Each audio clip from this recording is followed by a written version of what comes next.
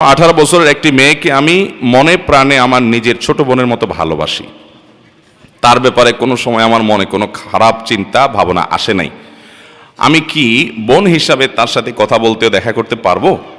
এবার ইসলাম কি বলে? তার সাথে কথা বললে দেখা করলে যদি গুনাহ হয় তার প্রতিকার কি?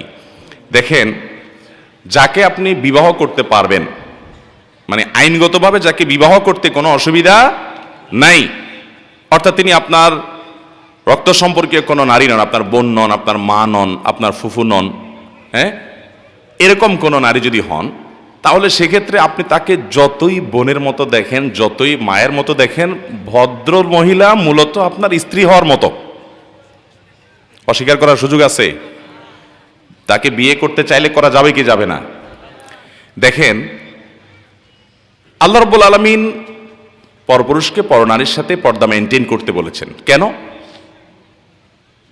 এটাতেই নিরাপত্তা সামাজিক।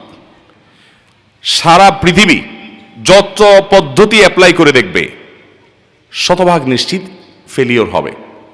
বাংলাদেশের একেবারে প্রথম সারির একজন প্রকৌশলী, নাম বললে আপনারা সবাই চিনে যাবেন, টেলিভিশনে সারাদিন দেখেন, আমি নাম বলবো না, ভদ্রলোকের সাথে একটা টেলিভিশন প্রোগ্রাম শেষে আলাপচারিত হচ্ছে। উনি আমাকে বললেন, হুজুর আপনি কি জানেন আমেরিকার মতো দেশে কয়েক সেকেন্ডের জন্য যদি বিদ্যুৎ চলে যায় আর লিফটে থাকা মেয়েদের অবস্থা তখন কি হয়, কি পরিমাণ হ্যারাসমেন্টের শিকার হয়, আপনি কল্পনাও করতে পারবেন না। আমাদের দেশে মানুষকে আমরা খারাপ বলি, ওদের চাইতে এখনো এই সমস্ত ক্ষেত্রে আমরা যে কত ভালো আছি, সব ক্ষেত্রে না, এই সমস্ত ক্ষেত্রে এটা কল্পনাও করা যাবে না। এর জন্য এই ওয়াজ মাহফিলগুলো, মসজিদের মেম্বারগুলোর অবদান অনস্বীকার্য। আমাদের প্রশাসন, আমাদের পুলিশ বাহিনী, আমাদের বিভিন্ন সেক্টর থেকে আইন আদালত, বিচারালয়, বিভিন্ন জায়গা থেকে যে অপরাধ প্রবণতা কমিয়ে আনার জন্য নানামুখী প্রচেষ্টা আছে, এর মধ্যে অনেক বড় অবদান হলো দেশে ওলামা একরামের মানুষকে নীতি এবং আদর্শের উপরে অবিচল করবার জন্য। আমার কাছে শত শত মানুষ এসে নিজের হিস্ট্রি বলে, ভাই আমি এই অন্যায়টা ছেড়ে দিয়েছি শুধুমাত্র আল্লাহর ভয়। আপনারা কয়দিন আগে দেখেছেন না, পত্রিকা বেশ ফলাও করে প্রকাশ হয়েছে, এক ভদ্রলোক অনেক বয়স্ক, উনি রেলের কর্মকর্তা বা কর্মচারী ছিলেন, সারা জীবন অনেক রেলের ভ্রমণ করেছেন ফাঁকি যুগে দিয়ে। আলেমুল আমাদের বক্তব্য শুনে আল্লাহর ভয়ে তিনি একটা পর্যায়ে এসে রেলওয়ে কার্য অফিসে এসে তিনি অনেকগুলো টাকা জমা দিয়ে গেছেন যে আমি এই টাকা, এই পরিমাণ টাকার ফাঁকি দিয়েছি রেলের, আমি সেটা জমা দিয়ে গেছি। বলেন, পৃথিবীর কোন সভ্যতা একটা মানুষের ভিতরে এই অনুশোচনা সৃষ্টি করতে পারবে আল্লাহর বিধান ছাড়া? আর কোনো পদ্ধতি নাই। অতএব পরিষ্কার কথা হলো, আল্লাহ যেটা হারাম করেন ওইটার বিকল্প কোনো পথ খোলা নাই। বলে যে পৃথিবীতে সবাই পুরুষরা সব ভদ্র হয়ে গেলে তো মহিলা নিরাপদ হয়ে যাবে, যে না, হবে না। পৃথিবীতে সব পুরুষদেরকে আপনি ভদ্র করতে পারবেন না।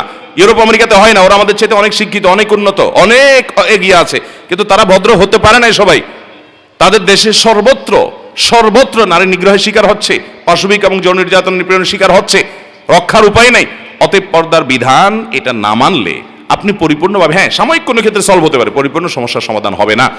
এই জন্য যেই ভদ্র মহিলাকে আপনার সাথে বিবাহ বন্ধনে আবদ্ধ ইসলাম জায়েজ করেছে, তাকে আপনি যতই বলেন আমার বোনের মতো, আদতে তিনি আপনার স্ত্রী হওয়ার উপযুক্ত।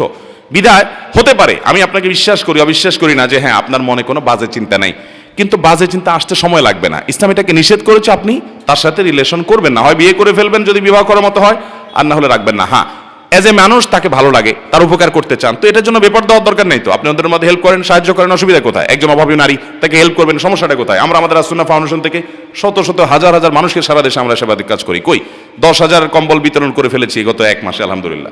কই আমরা তো কোনো নারীর সাথে পার্সোনাল ভাবে বোন বলার দরকার হয় নাই তাকে হেল্প করার জন্য। বিধায় কোনো নারীকে যদি আপনি ব্যক্তিগতভাবে হেল্প করতে হয়, বোন বলার দরকার নাই। আমি একটা এক্সাম্পল দেই। ধরুন একটা হাই ভোল্টেজের কারেন্টের লাইন আছে, বিদ্যুতের লাইন, এই মুহূর্তে বিদ্যুৎ নাই, ওখানে হাত দিলে কিছু হবে না যেহেতু বিদ্যুৎ নাই, কিন্তু ভোল্টেজটা এত হাই যে বিদ্যুৎ যদি থাকে আর ওই টাইমে কেউ এখানে স্পর্শ করে, সাথে সাথে কয়লা হয়ে যাবে, ছাই হয়ে যাবে, এইরকম ভয়াবহ। তো এই জায়গায় বিদ্যুৎ নাই, এই জন্য আপনাকে যদি বলি যে বিদ্যুৎ তো নাই, আপনি এখন হাত দেন, সমস্যা কোথায়? আপনি কি দিবেন? আমার কথা বুঝেন নাই?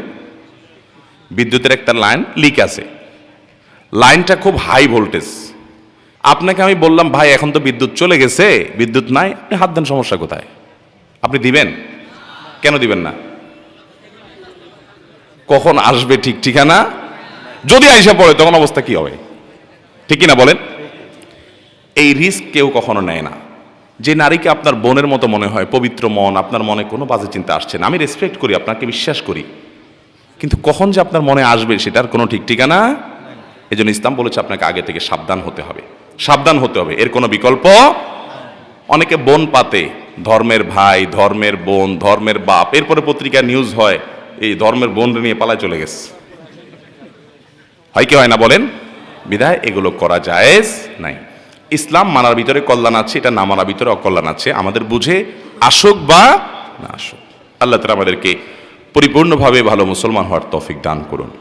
আমার সামনের দাঁতগুলো একটু বড়, এতে করে আমি কথা বলা বা হাসাহাসি করার সময় একটা অস্বস্তি অনুভব করি।